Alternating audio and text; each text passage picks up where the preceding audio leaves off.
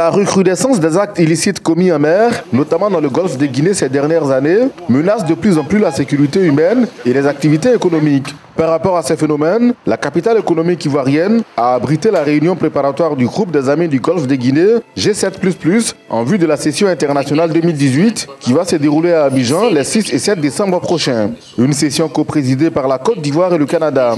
L'objectif de cette rencontre était d'identifier les problèmes majeurs et proposer des solutions idoines pour l'amélioration de la sécurisation des espaces maritimes et l'harmonisation des différents cadres législatifs pour la lutte contre la criminalité maritime.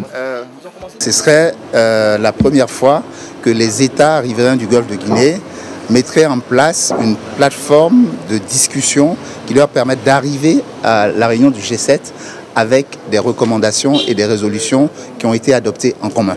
Donc déjà, c'est le premier impact que la Côte d'Ivoire va avoir. Dans son intervention, le ministre ivoirien des Transports, Amadou Koné, a souligné qu'il n'est certes pas facile de lutter contre les criminalités maritimes, mais une synergie d'action permettra d'atteindre l'objectif. Qu'il est question de plancher donc sur la coordination. Comment est-ce que donc nous devons mettre en œuvre cette architecture donc, de Yaoundé pour être plus efficace ensemble.